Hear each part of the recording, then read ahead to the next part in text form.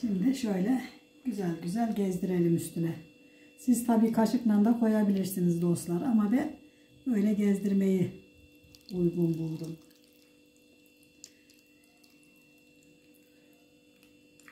Siz kaşıkla da üstüne gezdirebilirsiniz. Yani illa benim gibi yapacaksınız diye kural yok. Ama gayet güzel olacak ve yaptığınızda ailenizle hatta misafirlerinizle çok güzel bir yemek yemiş olacaksınız. Evet, şimdi doğru fırına. Sevgili dostlar, artık yaz geldi. Ne yapacağız? Bol bol sebze yemekleri yapacağız. Onun içinde neyimiz var? 3 tane patlıcanımız var. 1 tane yeşil biberimiz var. Şöyle 250 gram kadar çeri domatesimiz var. 2 boy soğanımız var. 1 baş sarımsağımız var. 250 gram kıymamız var. Tuzumuz, karabiberimiz ve pul biberimiz var. Şimdi ne yapacağız? Öncelikle soğanlarımızı güzelce soyacağız. Ve soyduktan sonra rendeleyeceğiz dostlar. Sarımsaklarımızı da soyup rendeleyeceğiz. Sarımsaklarımızı, soğanlarımızı soyduğumuzda görüşürüz Allah izin verirse. İnce tarafıyla rendeliyorum.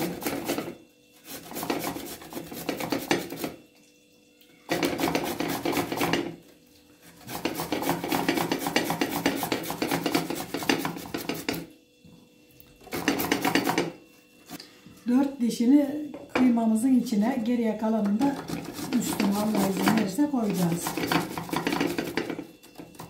Şimdi soğanımızı rendeliyorum.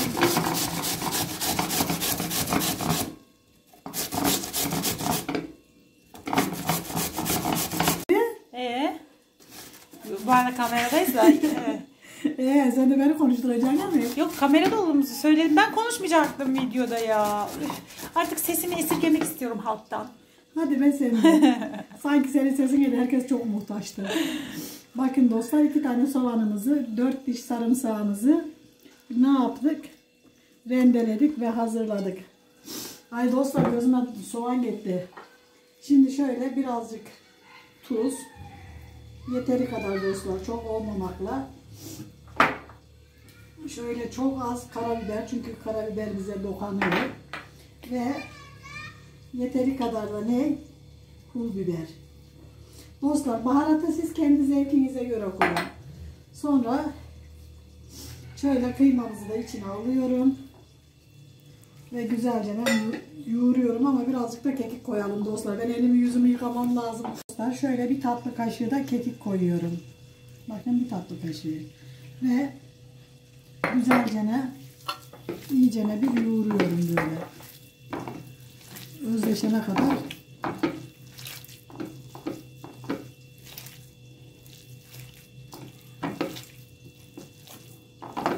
Gerçekten çok güzel, harika bir yemek oluyor sevgili dostlar. Aşçılığın en büyük sırrını söyleyeyim. Her gün sabahleyin ağlamak. Neden? Çünkü her gün sabahleyin 1 kilo soğan soyarsın ve benim gibi güzel bir ağlarsın, elini yüzünü yıkar gelir, tekrardan işine devam edersin. İşte bu gözler her gün 30 yıl her gün ağladı neredeyse. Evet, sizinle sohbet ederken de ne yaptık? Harcımızı hazırladık. Şimdi ellerimi yıkayacağım. Bakın, gayet güzel oldu. Dostlar, şimdi böyle 2 tane çöp şişim var. Ne yapıyorum? Böyle koyuyorum. Arasına da bunu koyuyorum. Bunu koymamdaki sebep, altına hani keserken dikkat edelim ki ne yapmasın? Düşmesin. Hani tutunacak yeri kalsın diye. Şimdi ne yapıyorum? Bakın.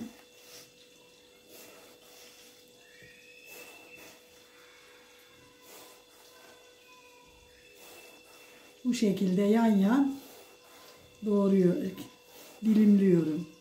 Şöyle bir parmak veya daha az, yani 3-4 santim. Bakın, dilimleyerek devam ediyorum. Evet. Bakın, üçünü de bu şekilde dilimleyeceğim. Bakın, gördünüz. Şöyle koyayım. Sonra sıra bunda. Yani pat diye aşağıdan düşmesin diye koyuyorum çöpleri. Yani çöp bir nevi ölçü. Kendine göre yaşamak istiyorum. Evet, hala benim görüşlerime göre yaşıyoruz. Dostlar, ben kıymanın içine bunu doğrayacaktım, unuttum. İçine kıymayı onun içine doldururuz. Bir şey fark etmez. Öyle mi yapalım? Aha, fark etmez. Hadi bakalım. Nasipten öte yol yok. Ama hayır, ben bunu kıymanın içine doğrayacağım. Niyetim neyse onu vazgeçemeyeceğim. Çünkü işin doğrusunu yapmak lazım, doğrusunu göstermek lazım. Zaten kıymayı bunun içine doldurmayı benim dostlarım da az çok biliyorlardır. Küçük küçük minik minik doğrayacağım dostlar. Orayınca görüşeceğiz. Kıymanın içine koyacağız inşallah. Dostlar, hakkınızı helal edin. Biliyorsunuz ben biraz doğal mı davranıyorum, yaşlılığımdan unutuyor muyum? Bakın böyle bir demet maydanozumu ve bir tane biberimi kıymamın içine koymayı unuttum. Ne diyordum dostlar? Bu kız benim bir şeyimi yarım koydu. Konuşmamı. Ya durmadan beni arıyorlar telefonda. Maydanozumu ve yeşil biberimi kıymamın içine koymayı maalesef unuttum. Unutmak da belki yaşlılığımdan, belki de B12'nin düşüklüğündendir dostlar. Yaşlılık maşlılık yok. Yaşlı ya, öyle sevmiyorum kelimeleri ben ya. Onun için sensin size... yaşlı diyeceğim. Benim anneme yaşlı deme diyeceğim de. Deme öyle. Şimdi daha 18'liksin sen maşallah. bakın dostlar, size göstermezsem ayıp olur. Kız bıçakla vurma bari, Allah'tan kork. Elimde bıçak varken saldırma anneciğim. Bakın biberimizi koyduk. Maydanozumuzu da koyduk. Oh, harika renklendi. Şimdi güzelce ben karıştıracağım. Ve kıymamızı şeyin içine dolduracağız. Patlıcanlarımızın içine dolduracağız. Ve doldururken de sizinle görüşeceğiz. Bakın şöyle güzelce ne. Dostlar Bugünkü senin kombinin, kıyafet kombinin buna elverişli değil anneciğim. Ben her zaman elverişliyim. Sen elverişlisin evet. Ama kombinin elverişli değil. Kombinim elverişli. Ben böyleyim. Ben el hanımıyım. Bu arada çayımı içeyim ben. Ben Soğuk algınlığı yaşıyorum. Ne olmuş yani? Dostlarım beni olduğum gibi kabul ediyorsa sorun yok. Bilmiyorum ne olmuş yani. Şimdi bakın dostlar, şöyle alıyorum elime. Şöyle arasına koyuyorum. Aldığı kadar dostlar, kendimizi zorlamadan. Bakın bu şekilde güzel güzel yerleştiriyorum. Şu şekilde aralarına yerleştirelim ki harika bir patlıcan yemeğimiz olsun. Kurban Bayramı da geliyor dostlar. Kurban Bayramı'nda da yapabilirsiniz. Kurban etiyle yapın bunu. Evet biliyorum, çünkü et çok pahalı dostlar. Şuncacık kıymaya 100 lira verdim, inanın bana. Et gerçekten çok pahalı. Söyleyecek ne sözüm var ne de benim dostlarıma diyecek lafım var. Allah hepimizin yardımcısı olsun. İnan ki çok zordayız. Allah herkese almayı, yemeği, yapmayı nasip etsin. Ne diyeyim ben? İnan ki diyecek laf yok. Gerçekten yok. Dostlar, bu kız arkama geçti. Ben korkuyorum bu kızdan. Beni ısırıyor vallahi dostlar. Sizin görmediğiniz yerde beni ısırıyor. Ben size söyleyeyim, arkama geçti. Habere beni ısırıyor dostlar. Bakın şimdi güzelce onu şimdi rastgele koyuyorum. Sonra dışını temizleyeceğiz dostlar. Bakın bu şekilde yerleştiriyorum. Yani benim kızımın dost gibi görüktüğüne bakma yemin. Yani yaptığı ayıp ama söyleyecek söz yok. Beni ısırıyor. Ben ne yapayım?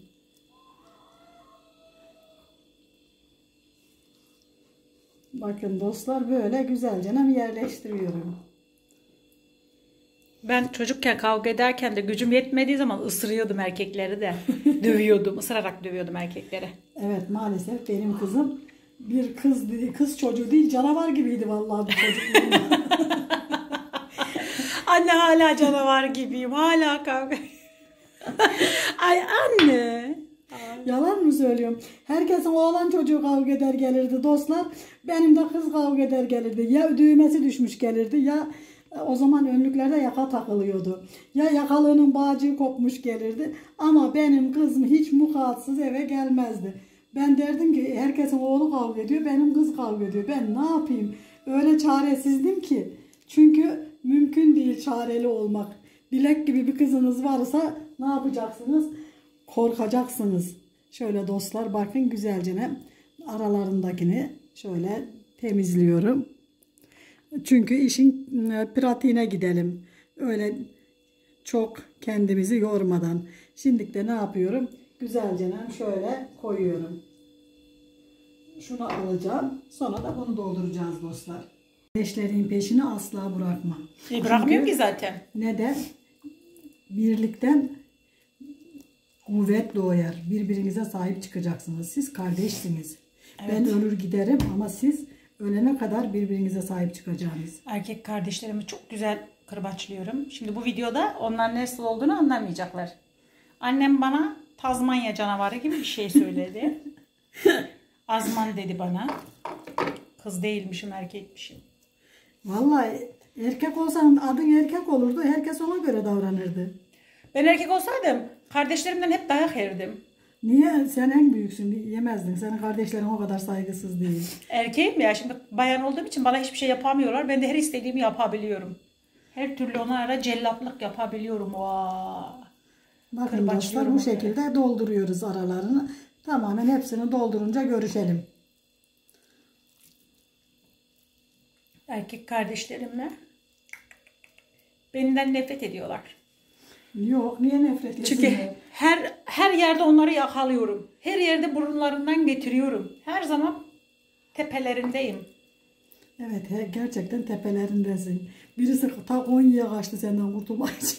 Öteki de eve atlamıyor. Niyesin? Her geldiğinde sen de fena ediyorsun oğlanı. Çocuklara huzur yok. Erkeklere huzur yok benim. Bakın dostlar, 3 tane patlıcana tam geldi. 250 gram kıyma tam geldi. Ve şurada azıcık bak bu kadar kaldı. Bunları da şöyle kenarlarına ne yapacağım? Şöyle koyacağım. Nereye koyayım? Şuraya koyabilirim mesela. Sos hazırlıyorum. Bir kaşık domates salçam var. Kendi elimizle yaptığımız. Sonra şöyle bakın bir çay bardağı ama küçük fincan gibi düşünün. Yağımız var. Sonra şunu şöyle koyalım. Birazcık pul biberimiz var. Dostlar bunu herkes kendine göre atsın. Şöyle azıcık bir karabiberimiz var. Çok az. Çünkü karabiber bize dokunuyor mide ameliyatlı olduğumuz için. Şöyle birazcık da tuz koyuyorum dostlar. Şimdi böyle bir karıştırayım önce.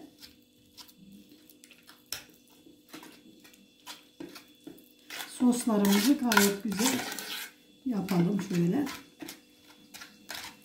Buna yarım tatlı kaşığı da şeker koyacağım dostlar. Sosa şeker her zaman için çok yakışır.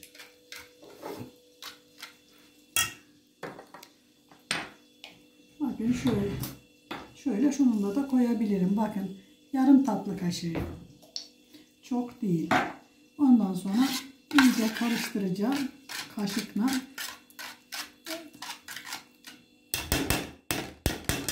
Sonra da çırpacakla şöyle biraz bizim sıcak suyumuz vardı kullandık. Sizin de yani sıcak suyumuz varsa kullanırsanız tabii ki de güzel olur.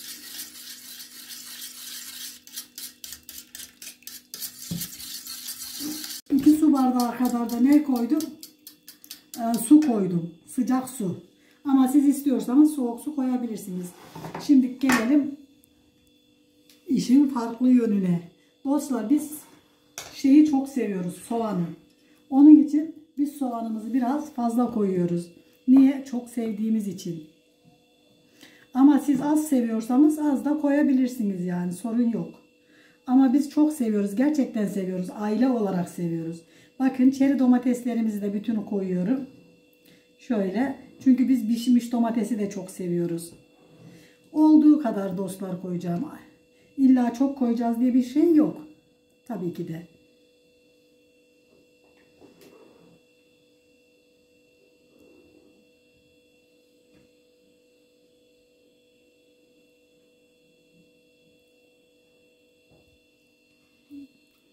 Evet. Şimdi sarımsaklarımızı koyuyoruz aralarına şöyle. Böyle bütün olarak biz pişmiş sarımsağı da çok seviyoruz dostlar. Eğer sevmiyorsanız siz koymak zorunda değilsiniz. Ama bunun zevki bu. Ben böyle düşünüyorum. İnşallah sizler de öyle düşünürsünüz. Şimdi bu da tamam. Evet. Yavaş yavaş gezdiriyoruz.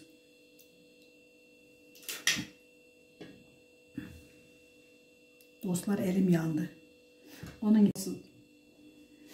Şimdi şöyle güzel güzel gezdirelim üstüne. Siz tabii kaşıkla da koyabilirsiniz dostlar. Ama ben böyle gezdirmeyi uygun buldum.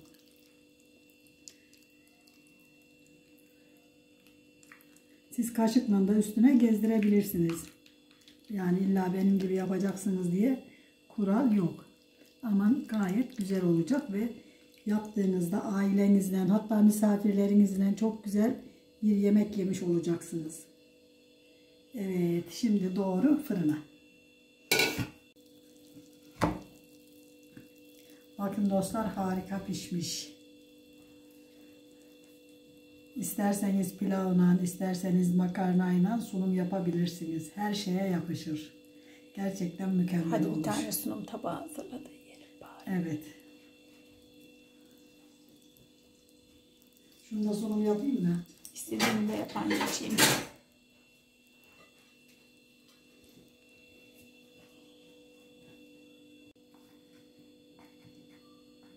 Yarım çıkar.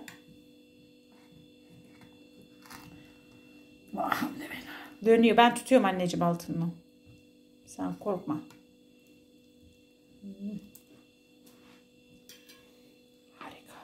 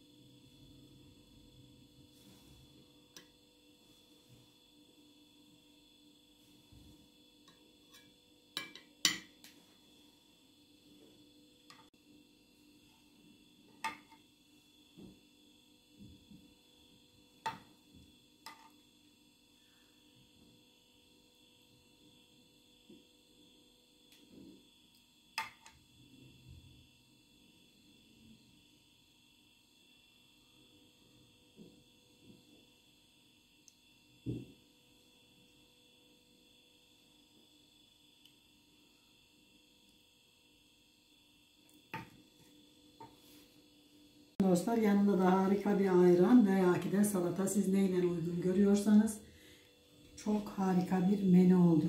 Yapacak olanlara kolay gelsin. Yiyecek olanlara afiyet olsun. Bizi izlemeyi, abone olmayı ve güzel fikirlerinizi söylemeyi unutmayın lütfen. Hoşça kalın, dostça kalın, Allah'a emanet olun. Ve bizi buralarda bulun. Hoşça kalın.